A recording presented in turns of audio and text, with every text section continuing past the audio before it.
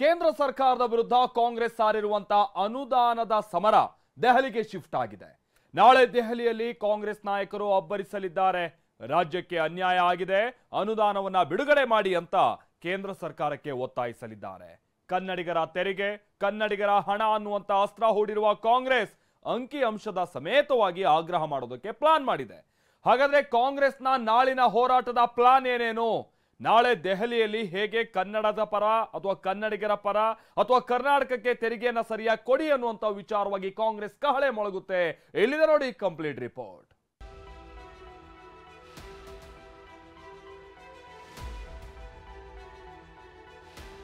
ಈಗ ಬಿಜೆಪಿ ಸಂಸದರಿಗೆ ಕೇಳೋ ಯೋಗ್ಯತೆ ಇಲ್ಲ. ನಾವು ಹೋಗಿ ಕೇಳ್ತಾ ಇದ್ದೀವಿ. ಇವಾಗ ದಯವಿಟ್ಟು ಅವ್ರು ಸೈಲೆಂಟ್ ಆಗಿದ್ರು ಸಾಕು, ನಮ್ಮ ಹೋರಾಟ ನಾವು ಮಾಡ್ತೀವಿ. ಈಗ ಅವರು ಇದನ್ನ ಸುಮ್ಮನೆ ವಿನಾಕಾರಣ ಟೀಕಿಸಿದ್ರೆ ಬೇಜಾರಾಗುತ್ತೆ. ಅನ್ಯಾಯ, ರಾಜ್ಯಕ್ಕೆ ಅನ್ಯಾಯ. ರಾಜ್ಯ ಕಾಂಗ್ರೆಸ್ ನಾಯಕರು ಬೆಂಕಿ ಉಗುಳುತ್ತಿದ್ದಾರೆ. ಅನ್ಯಾಯವಾಗಿದೆ ಅಂತ ಗುಡುಕ್ತಿದ್ದಾರೆ. ಬಿಜೆಪಿ ವಿರುದ್ಧ ಗುಡುಕ್ತಾ ಕೇಂದ್ರದ ವಿರುದ್ಧ ಕಿಡಿಕಾರ್ತಾ ದೆಹಲಿಗೆ ತೆರಳಿದ್ದಾರೆ. ಸಿಎಂ ಆದಿಯಾಗಿ ಡಿಸಿಎಂ ಸೇರಿದಂತೆ ಸಚಿವರು, ಶಾಸಕರು ದೆಹಲಿ ತಲುಪಿದ್ದಾರೆ. ಕೇಂದ್ರದ ವಿರುದ್ಧ ಅನುದಾನ ತಾರತಮ್ಯ ಸಮರಕ್ಕೆ ಸಜ್ಜಾಗಿದ್ದಾರೆ. ಕೇಂದ್ರ ಸರ್ಕಾರದ ವಿರುದ್ಧ ಅನುದಾನ ತಾರತಮ್ಯ ಸಮರ. ಬರಗಾಲ ಬಂದಾಗ ₹1 ಕೊಡೋಕ್ಕೂ ಕೂಡ ಒಂದು ಮಾನವೀಯತೆ ಇಲ್ಲದೆ ಇರತಕ್ಕಂಥ ಸರ್ಕಾರ. ನಾಳೆ ದೆಹಲಿಯ ಜಂತರ್ ಮಂತರ್ನಲ್ಲಿ ಕಾಂಗ್ರೆಸ್ ಪ್ರತಿಭಟನೆ. ಏನ್ ಬಿಜೆಪಿ ಅವ್ರ ಅಪ್ಪರ ಮನೆ ತಂದಾಗ್ತಾ ಇದ್ರಂತ ಕರ್ನಾಟಕ ಸರ್ಕಾರದ ಬಾಕ್ಸಕ್ಕೆ. ರಾಜ್ಯ ಕಾಂಗ್ರೆಸ್ ನಾಯಕರಿಂದ ನಾಳೆ ದೆಹಲಿ ಚಲೋ. ಅಖಾಡ ರೆಡಿಯಾಗಿದೆ. ಪ್ರತಿಭಟನೆಗೆ ಜಂತರ್ ಮಂತರ್ ಸಿದ್ಧವಾಗಿದೆ. ಡಿಸಿಎಂ ಡಿಕೆ ಪ್ರತಿಭಟನಾ ಸ್ಥಳ ಪರಿಶೀಲನೆ ಮಾಡಿ ಕೇಂದ್ರದ ವಿರುದ್ಧ ಗುಡುಗಲು ಸಜ್ಜಾಗಿದ್ದಾರೆ. ಕಾಂಗ್ರೆಸ್ ಶಾಸಕರು, ಸಚಿವರು ಸೇರಿದಂತೆ ಸಿಎಂ ಸಿದ್ದರಾಮಯ್ಯ ದೆಹಲಿಗೆ ಹಾರಿದ್ದಾರೆ. ನಾಳೆ ಬೆಳಗ್ಗೆ 11 ಗಂಟೆಗೆ ದೆಹಲಿಯ ಜಂತರ್ ಮಂತರ್ನಲ್ಲಿ ಕಾಂಗ್ರೆಸ್ ನಾಯಕರು ಪ್ರತಿಭಟನೆ ನಡೆಸಲಿದ್ದಾರೆ. ರಾಜ್ಯಕ್ಕಾಗ್ತಿರೋ ಅನ್ಯಾಯವನ್ನ ತೆರೆದಿಡಲಿದ್ದಾರೆ. ಕೂಡಲೇ ಅನುದಾನ ಬಿಡುಗಡೆ ಮಾಡಬೇಕು ಅಂತ ಕೇಂದ್ರ ಸರ್ಕಾರಕ್ಕೆ ಒತ್ತಾಯಿಸಲಿದ್ದಾರೆ. ಎಲ್ಲ ಸಂಸದರಿಗೂ ಪ್ರತಿಭಟನೆಗೆ ಆಹ್ವಾನ. ಇಕ್ಕಟ್ಟಿಗೆ ಸಿಲುಕಿಸಿದ ಸಿಎಂ. ನಿನ್ನೆ ಸುದ್ದಿಗೋಷ್ಠಿ ನಡೆಸಿ ಅಂಕಿಅಂಶಗಳ ಸಮೇತ ಗುಡುಗಿದ್ದ ಸಿಎಂ ಇವತ್ತು ಮತ್ತೊಂದು ಅಸ್ತ್ರ ಹೂಡಿದ್ದಾರೆ. ದೆಹಲಿ ಚಲೋ ಪಕ್ಷದ ಪ್ರತಿಭಟನೆಯಲ್ಲ, ಸರ್ಕಾರದ ಪ್ರತಿಭಟನೆ. ರಾಜ್ಯಕ್ಕಾಗ್ತಿರೋ ಅನ್ಯಾಯ ಸರಿಪಡಿಸಲು ಬಿಜೆಪಿ ಸಂಸದರು ಪ್ರತಿಭಟನೆಗೆ ಬರಬೇಕು ಅಂತ ಎಲ್ಲ ಎಂಪಿಗಳಿಗೂ ಪತ್ರ ಬರೆದಿದ್ದಾರೆ. ದೇವೇಗೌಡರಿಗೂ ಪ್ರತಿಭಟನೆಗೆ ಆಹ್ವಾನಿಸಿದ್ದಾರೆ.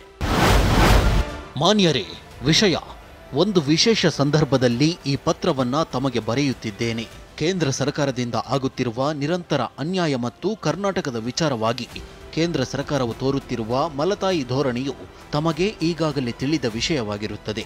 ಇದರ ವಿರುದ್ಧ ಪ್ರತಿಭಟಿಸಲು ಮತ್ತು ದೇಶದ ಗಮನ ಸೆಳೆಯಲು ತೀರ್ಮಾನಿಸಲಾಗಿದೆ.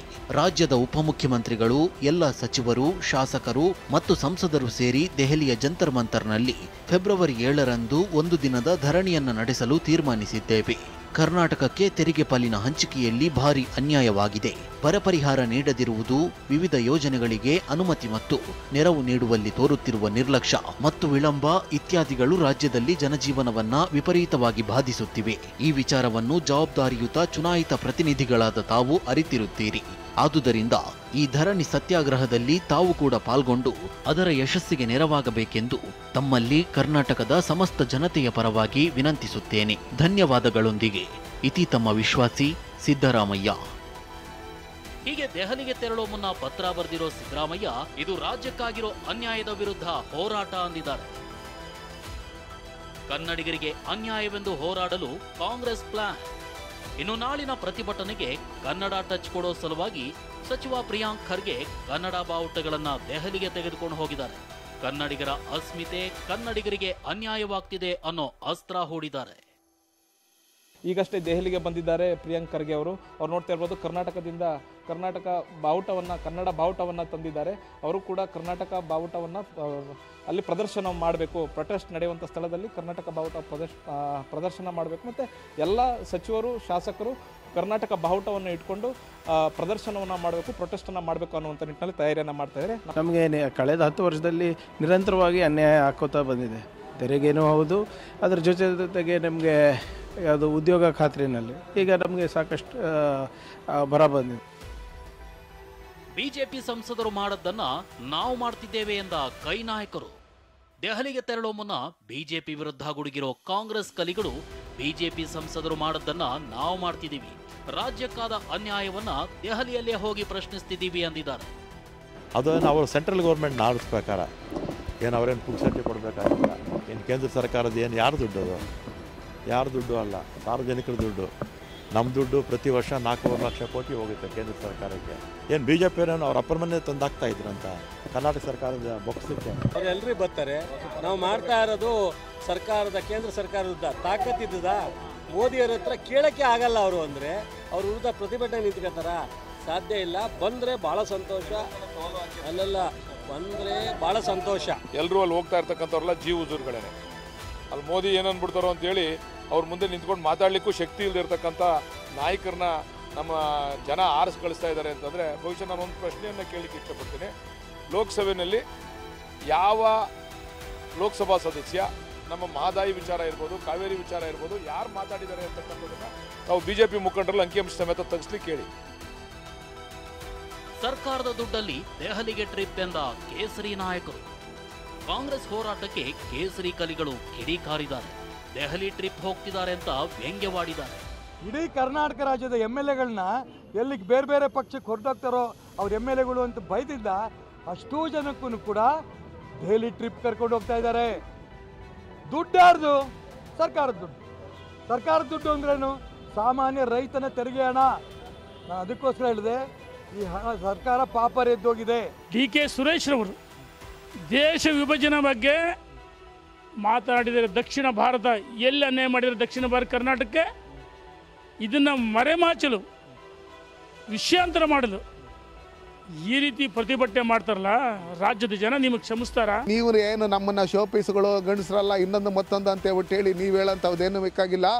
ನಾವು ಗಂಡಸರು ಅಲ್ಲ ಅನ್ನೋ ಲೆಕ್ಕಾಚಾರದಲ್ಲಿ ಬಂದಾಗ ನಮ್ಮ ಮನೆಗಳಲ್ಲಿ ಎಲ್ಲರಿಗೂ ಗೊತ್ತಿದೆ ನಾವೆಲ್ಲ ಏನು ಎತ್ತ ಅಂತ ಹೇಳ್ಬಿಟ್ಟು. ನಿಮ್ಮಂಥ ಏನು ಲಫಂಗ ಇದ್ದಾರೆ, ನೀವು ಮಾಡ್ತಾ ಇರ್ತಕ್ಕಂಥ ನಿಮ್ಮನ್ನು ಬೆಳೆಸ್ತಂಥವ್ರನ್ನ ನಾಯಕರನ್ನೇ ನೀವು ಬಿಟ್ಟು ನೀವು ಏನೇನು ಮಾಡಿದ್ದೀರಿ, ಯಾವ ಥರ ಮಾತಾಡ್ತಾ ಇದ್ದೀರಿ, ಏನು ಎತ್ತ ಅನ್ನೋ ಲೆಕ್ಕಾಚಾರ ನಮಗೆಲ್ಲ ಗೊತ್ತಿದೆ. ಇತ್ತ ಟ್ವೀಟ್ನಲ್ಲಿ ಗರಂ ಆದ ಕೇಂದ್ರ ಸಚಿವ ಪ್ರಹ್ಲಾದ್ ಜೋಶಿ ಕರ್ನಾಟಕ ಕಾಂಗ್ರೆಸ್ಸಿಗರೇ ಯಾತಕ್ಕಾಗಿ ದಿಲ್ಲಿ ಚಲೋ ನಾಟಕ ಅಂತ ಪ್ರಶ್ನಿಸಿದ್ದಾರೆ. ಕುಣಿಲಿಕ್ಕೆ ಬರಲಿಲ್ಲ ಅಂದರೆ ನೆಲ ಡೊಂಕು ಅನ್ನುವಂಥ ಸ್ಥಿತಿ ನಿಮಗೆ ಬಂದಿದೆ.